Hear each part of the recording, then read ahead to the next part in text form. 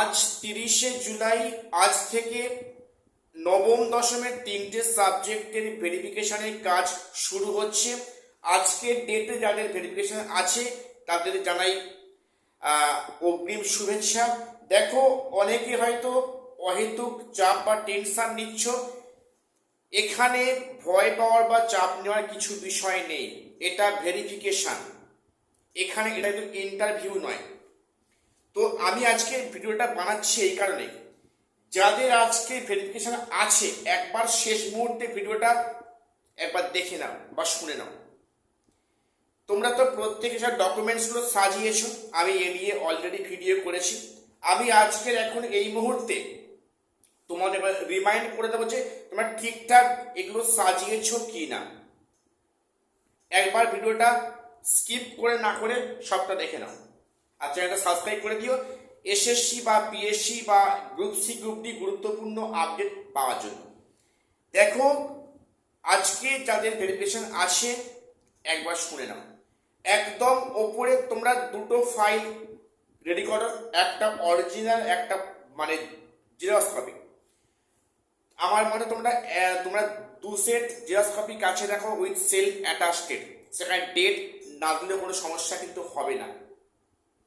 এবং যেটা অরিজিনাল বলছি তারা শুনে নাও। প্রথমে সবার ওপরে থাকবে ইন্টিমেশন লেটার। একটু মনোযোগ দিয়ে শুনে নাও, এই লাস্টটা শুনে নাও। সবার ওপরে থাকবে ইন্টিমেশন লেটার, যেটা তোমরা ডাউনলোড করেছো এবারে। তার নিচে থাকবে এসএসসি বা এসএলএসটির অ্যাপ্লিকেশন ফর্ম, তোমরা যেটা পেয়েছিলে ফর্ম ফিল আপ করার সময়। এবং তার নিচে থাকছে ফটো আইডি প্রুফ, অর্থাৎ আধার, ভোটার, প্যান বা পাসপোর্ট এর মধ্যে একটা থাকছে। তার নিচে থাকবে ডেট অফ বার্থ প্রুফ, অর্থাৎ মাধ্যমিকের অ্যাডমিট কিংবা সার্টিফিকেট। এখানে ডেট অফ বার্থ প্রুফ থাকবে 4 নম্বরে। তার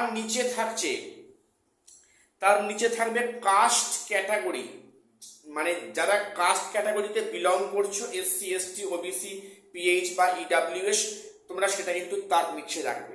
তারপরে রাখবে গ্র্যাজুয়েশনের 3 ইয়ার্স বা সেমিস্টার হলে সবকটা সেমিস্টারের মার্কশিট। এখানে বলে রাখি, কেউ শুধুমাত্র ফাইনাল ইয়ারের মার্কশিট নেবে না, কিন্তু প্রতিটা সেমিস্টার বা প্রতিটা ইয়ারের মার্কশিট রাখাটা মনে হয় বুদ্ধিমানের কাজ।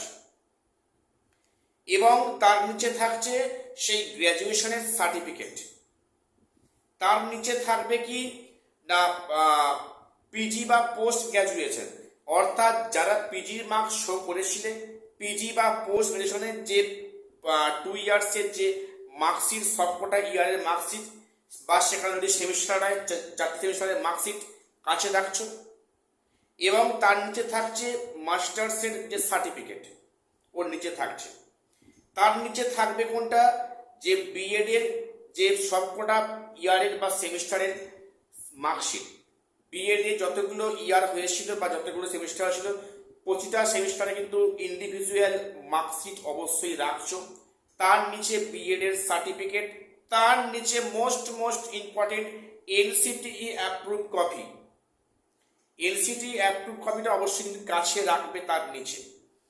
এবং সর্বশেষে বলি কি থাকবে সেখানে, যাদের এক্সপিরিয়েন্সের মার্কস পাওয়ার যোগ্য, যারা এক্সপিরিয়েন্সের মার্কস সেখানে ইনক্লুড করেছিল ফর্ম ফিল আপের সময়, এবং সেই মার্কস দেখে তোমাকে ডাকা হয়েছে ভেরিফিকেশনে বা ইন্টারভিউতে, সেই এক্সপিরিয়েন্সের মার্কসের যে তোমার ডকুমেন্টস আছে বিআই অ্যাপ্রুভ কপি, সেটা তোমরা অবশ্যই তার নিচে রাখবে। এইভাবে সাজালে তোমাদের সেখানে গিয়ে কোনো সমস্যায় পড়তে হবে না। যেমনটি বললাম, অরিজিনালটা সাজাতে অ্যাজ দ্য সেম ওয়ে তোমরা কিন্তু জিজ্ঞাসাগুলো ওইভাবে পরপর সাজাও। সেলফ অ্যাটাস্টেড, সেলফ সাইন করে দাও, সেখানে ডেট দেওয়ার কোনো দরকার নেই। সেখানে ওনারা বললে সামনে ডেট দেবে, কোনো সমস্যা নেই। তোমরা এখন উইদাউট ডেট শুধু সাইন করে নিয়ে যাও। দুটো আলাদা ফাইল করো, একটা ফাইলে জেরক্স কপি, একটা ফাইলে অরিজিনাল কপি। আর সেখানে ভেরিফিকেশনে গিয়ে টেনশন বা চাপ বা মানসিক অপ্রস্তুতি পড়ার কোনো সমস্যা নেই। সেখানে অনেকেই মানে অনেক সেক্রেটারি হেল্প করবেন, কোনো কিন্তু সমস্যা কিন্তু হবে না। কাজেই তোমরা নিশ্চিন্তে একদম ফ্রি মাইন্ডে তোমরা অবশ্যই সেখানে ভেরিফিকেশনে যাও এবং ভেরিফিকেশন প্রত্যেক করিয়ে আসুন। প্রত্যেককে আগাম শুভেচ্ছা রইল। দেখা হচ্ছে পরের ভিডিওতে।